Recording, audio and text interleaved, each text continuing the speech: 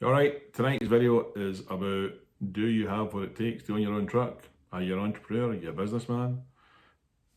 Have a wee look, see what you think, okay? Thanks for watching.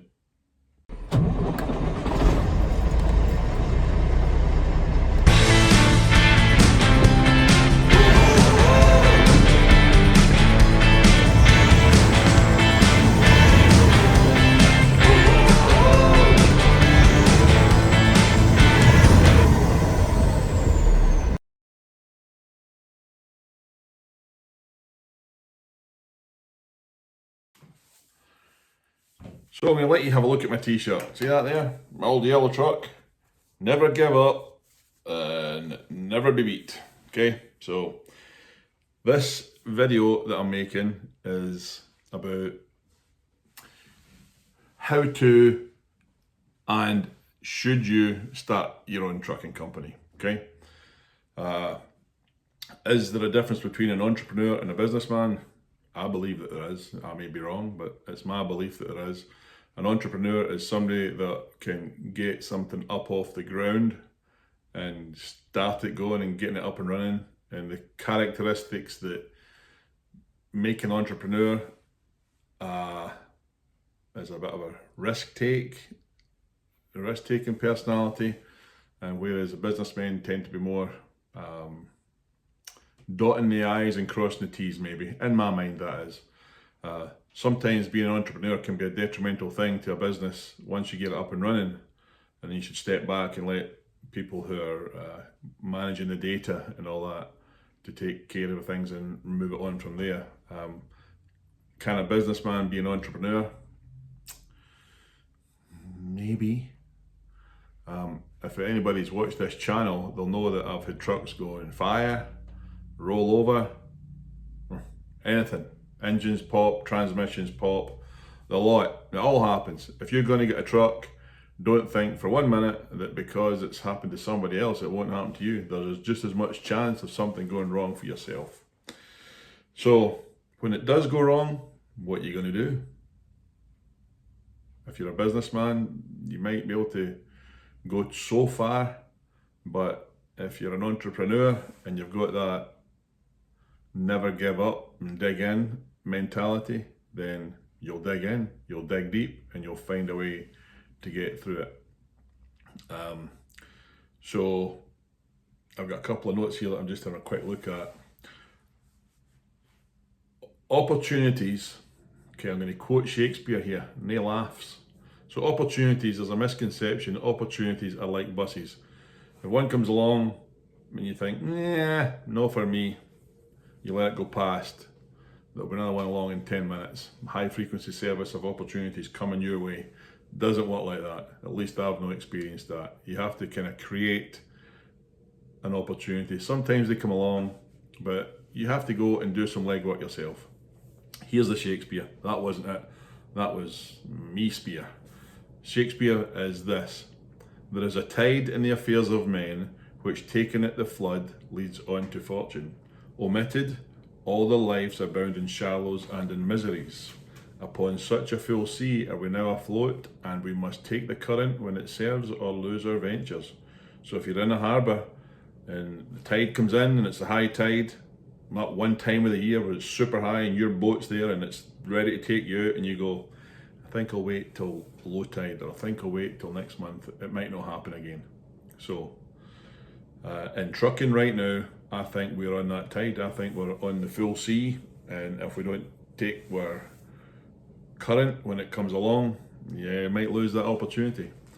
When is the right time to go into trucking?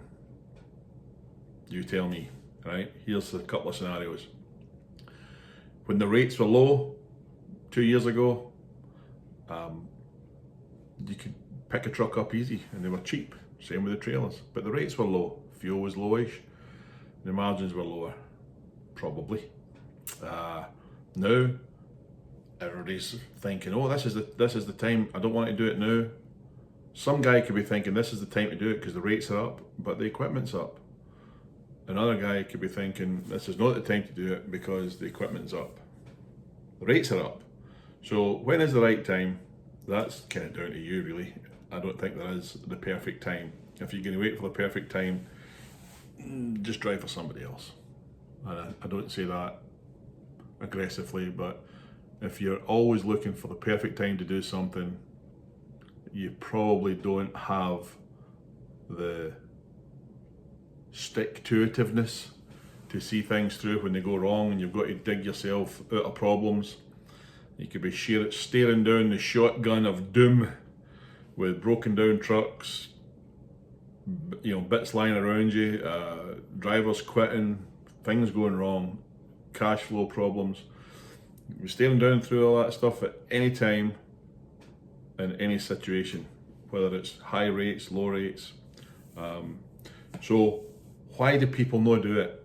Okay, I think that there's a variety of them. You can be afraid, and you probably should be afraid.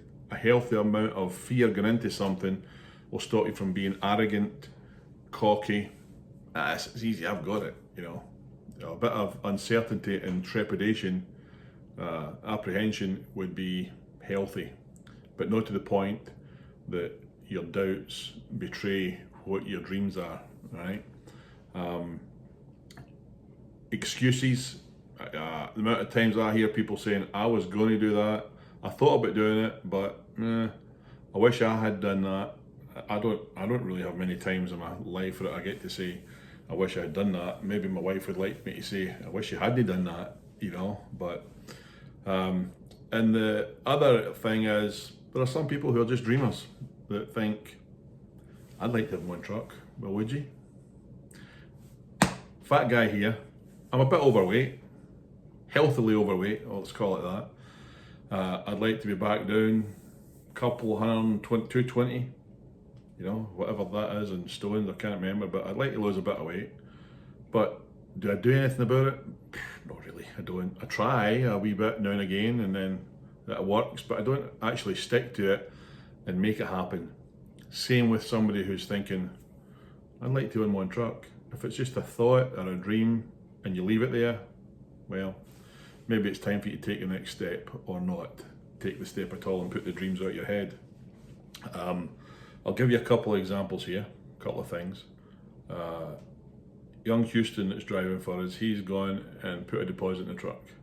Now, when I met him, he wanted to drive, learn the industry, and get experience working for me and get a bunch of trucks.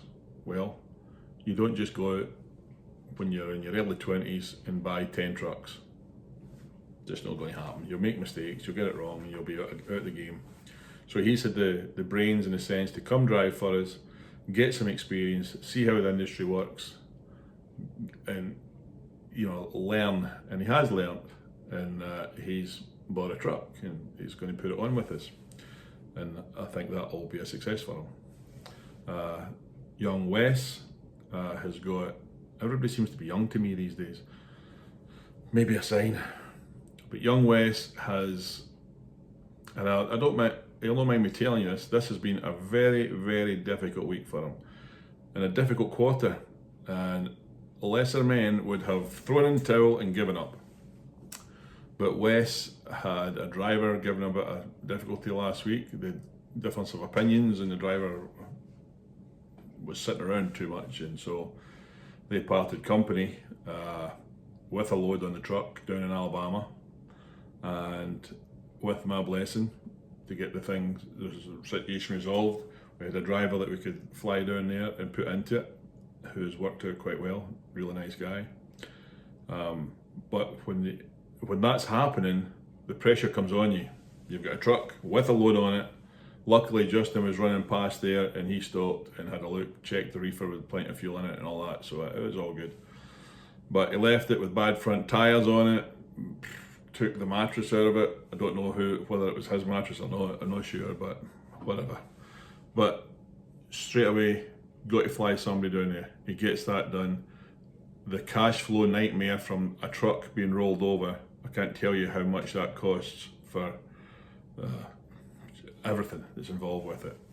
So he's been dealing with that, and he was hoping to be up to 3 trucks, had the setback and had to consolidate and make the third truck his second truck, And now, at the start of the week, you know, all that cash flow problems, difficulties with the bills that are mounting up, the tasks that you've got to perform. Every time you turned around, there was something else needed in this truck that had been quite seriously neglected. The trailer had been neglected. And to be honest with you, he was staring down the shotgun of doom, as I call it, driving for me in the oil field and managing his other truck, and the headache of this. So I had a little chat with him on Monday. His head was down, and I'm not saying it was me that did that, but sometimes you just got to have an older person with a bit of experience say, this will come good, you'll make this through, you know, and I'm not taking the credit for that, because it was him that did it, and he got a grip of the situation, turned it around, and absolutely knocked it out of the park this week. Got a new driver in the truck. The truck now is in tip-top condition, running down the road with a load on it tonight, heading to Florida. His other one, the driver dropped off yesterday. He's at home. He'll pick up Monday morning and a load, and that's the two of them running. But sometimes it's darkest before the dawn, as they say. But he did that, and I said to him tonight, you know, you've really pulled it off. Plus, he managed to pay a deposit in the third truck, and the truck should be here in the next couple of weeks. So, going from a bit of despair on Monday, which was a genuine, real, serious problems that kid was facing, and he resolved them. And it isn't a case of knocking on the door. No, nobody's answering it. No, can't get through, and standing there till you're blue in the face. It didn't happen. You couldn't get through the windows, couldn't get round. You understand the metaphor here? But basically, he changed the whole thing, moved that truck out the road, that obstacle out the road, and got through it, and things are great for him tonight. So that feeling of having accomplished that, I've had that loads of times, and it's quite a special, unique feeling when you manage to pull something off that was kind of against the odds, you know. And so, you know, when people go to gamble, if somebody's a millionaire and they gamble £5 or $5, it's not really much of a gamble, and there's not a big thrill in it for them if they win $20. But if your whole business is on the line, your whole reputation, your whole everything, then when you're really under that amount of pressure and you pull it off, it's quite satisfying. So here's a couple of things here. So Wes, Houston, myself, young Justin's working towards his progress too. My son's got a truck coming on. These guys have dreamed the dream, okay? It has to start with a dream in your head. And perhaps if I dream of being super fit and having the Brad Pitt stomach and all that stuff, if I dreamed that and wrote that down, I want this by a certain date, I want it by a certain time, and break that down into sections that I can chew. Pardon the pun with the losing the weight, you see that there? I didn't even know I was doing that. But, so if you want to have a truck, if you want to be doing it and you're dreaming about doing it, do yourself a favour, try and figure out if that dream, if you would enjoy the reality of that dream. Yep, it's great when it's working. When it's not working, your back's to the wall and you have to figure out how to come up with 20 grand to fix your engine, or, you know, it just can be difficult. So once you dream that dream and you decide, this is for me, I would like to do that. I know there will be ups and downs. I'm prepared for that. I'm afraid, I'm nervous, but I'm going to do it.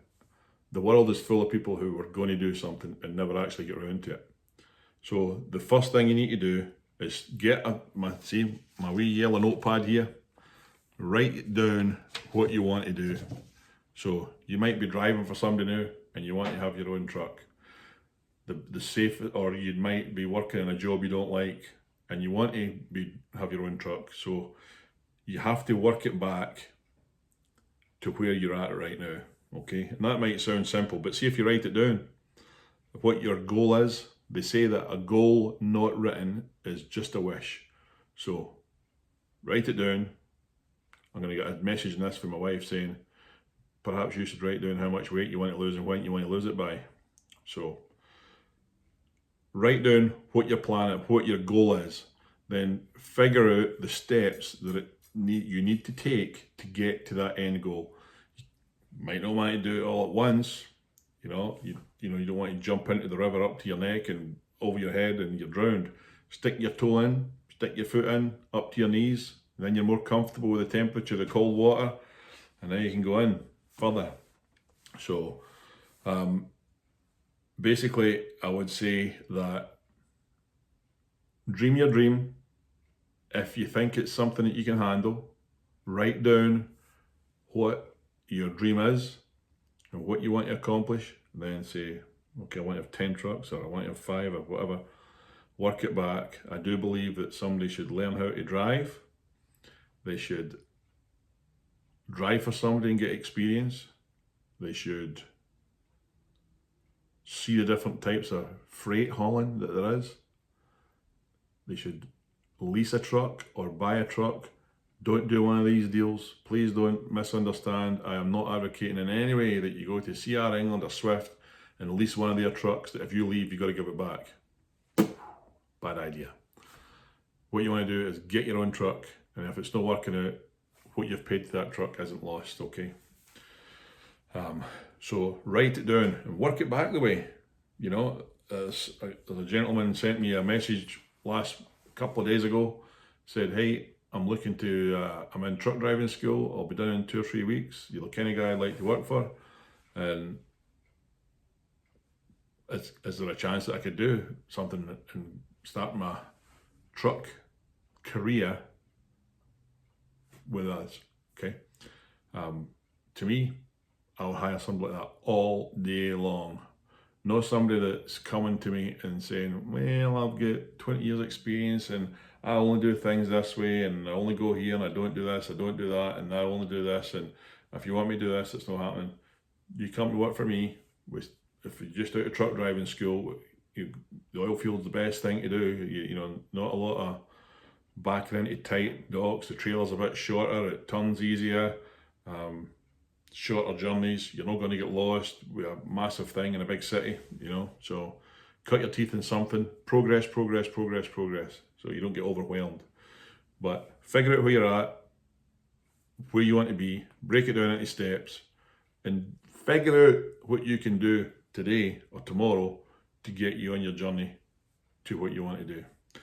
This might sound like it's being preachy, but I find myself surrounded by people, not surrounded, I shouldn't say that.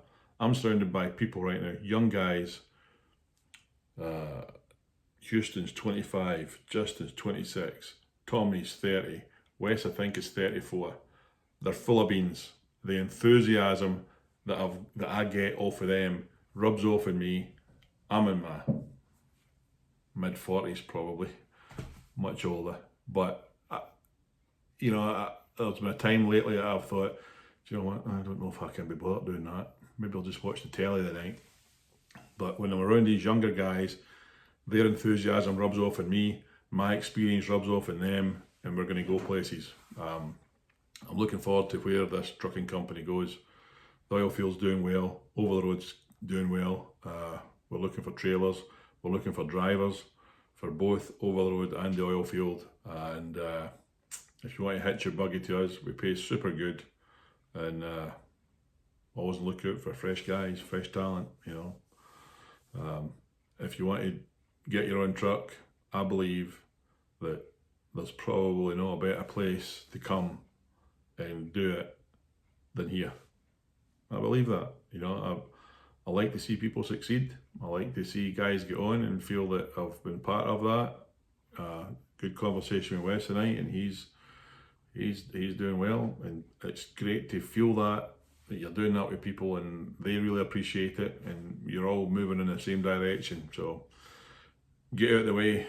We're doing good. We're moving down the road and try to do the best that we can. So never give up. Remember, the man who never gives up can never be beaten. Okay. Thanks for watching. Hope this video comes across the way I mean it to, and it's not going to sound like I know everything, because I certainly don't. If you've watched the channel, you'll know that I've made more mistakes than anybody could ever imagine making, but I've got the School of Hard Knocks degree. So thanks for watching. If you haven't subscribed, hit the button, will you? Get us a wee bit of ego boost. Thanks for watching.